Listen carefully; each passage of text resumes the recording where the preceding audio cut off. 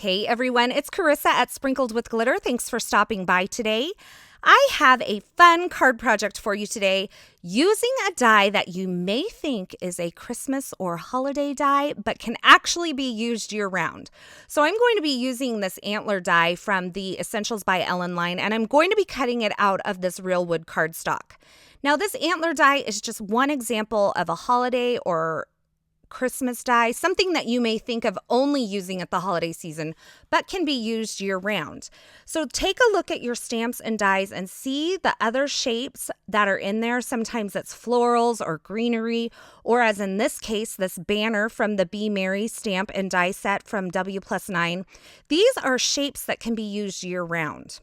Now I'm going to be doing a little embossing on this real wood paper, so I've gone ahead and prepped the surface using my EK Success powder tool, and I stamped my banner using some Versamark ink onto that paper, and then I'm just covering it with the Wow Rich Pale Gold Super Fine Embossing Powder.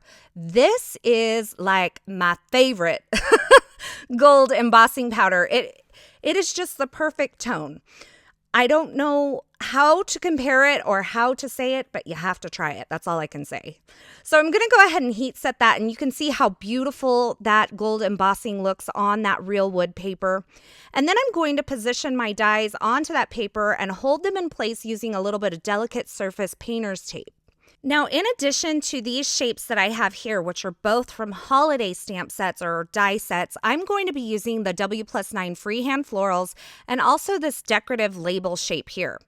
And the freehand florals, I'm going to actually die cut the shapes before I stamp them. I know that seems a little bit backwards, but I think you actually get a better result with this stamp set in particular when you die cut them first. It just makes everything a little bit easier to line up. So I'm going ahead and running this all through my die cut machine. I'm using a little bit of Neenah Solar White cardstock to cut that label shape as well as my flowers that I'm going to be stamping on. And I'm cutting a couple of everything because I'm making more than one card. Now to finish up my die cutting, I've grabbed this Thanks. This is a Hero Arts die from a stamp and die set. Stamp and cut combo. So it has the stamp set that coordinates with the die. They all come together. So I'm going to be using that for my sentiment on the card today. Now to add a little bit of contrast to the edge of this decorative label shape, I'm going to be adding some of that rich pale gold embossing powder around the edges of this. This just helps it kind of pop off the card. Since this doesn't have like a matte shape, like one that's a little bit larger where you can create a double layer of this, this is just an easy way to add a little bit of contrast so that you can really see it on the front of the card. And it's also an opportunity to add a little bit more sparkle or shine to your card as well. And you know, I can't resist adding a little bit more shine to my card, especially when we're talking gold, you know? So once I've got that heat embossed, I'm going to go ahead and blend a little bit of this broken china right onto the background, the upper portion of this decorative label shape. Now I did this on one of the decorative label shapes and I didn't do it on the other. And quite honestly, I'm really not sure which one I like better. So you can be the judge of that. I have more still shots over at my blog. So if you need to take a closer look at those, you can head on over there. And for this card, I don't know if you've figured this out yet, but I am going for what I call the Antler Chic look. Now, this is a term that I've totally coined myself, at least I think I have. I've never heard that term used for what I'm referring to, but maybe I'm copying somebody else and I just don't know it. So let me tell you what I'm doing here, and then I'll get back to my Antler Chic discussion. I am just stamping my layers onto these pre-cut little flowers and greenery here. I'm using some New Leaf, Last Leaf ink. Yes, it is Last Leaf ink from W+9. I'm stamping all of my green portions first. And this stamp set has all of the layers that belong together. They're kind of circled and grouped together so that you can easily figure this out. So I've stamped all the greenery, and then I'm going to go and stamp all the layers of the flowers. Now, I've used a few different inks here. I've used Pale Tomato, Fresh Peach, and then also some Gala Red from W+9.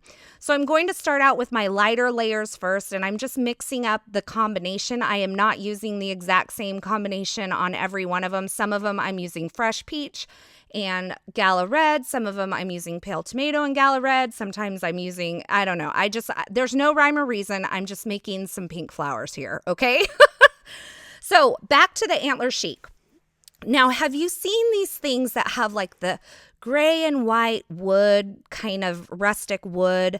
They have the antlers and then they have all the flowers. I've seen it in artwork and different things. And that's really what inspired this card today. I'm going for the Antler Chic look. So antlers, florals, wood grain background, all mixed together to create a really beautiful card. It's going to be fun. So now it's time to bring in kind of that gray, distressed wood, whitewashed wood, I don't know what it's called, driftwood maybe, background kind of look. And to do that, I'm going to use the Altenew dye ink in Morning Frost and the Altenew wood palette background stamp. And I'm stamping this onto some Nina Solar White cardstock that's cut to 4 1/4 by 5 1/2. And you can see I have that really beautiful wood background there. So I'm actually making a couple or a few cards at once here. So you're seeing me do things in multiples because I kind of tried this card out. Now, I don't always try cards out before I create them, but this one, I needed to be able to film it in a hurry. So I did a little bit of practice ahead of time when the lighting was bad in my craft room. And I needed to be able to film really super fast when I had the opportunity to do this. So I went ahead and kind of experimented with all these pieces ahead of time. And so I knew I was going to really like this thank you card. And so I went ahead and I created a few at a time. That really is a way to save time. If you are going to create something, make a couple or a few of them, especially if you know you're going to love them because you have your stuff out.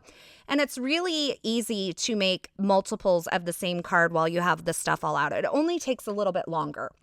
So what you're seeing me do here is assemble the card. And you can see I stamped a little bit of that greenery onto the background of that decorative label because I wanted it to have dimension. So some of these are sitting up on some foam adhesive. Some of them are adhered straight down with some tape runner adhesive. The antlers are adhered with a little bit of foam tape so that they pop up.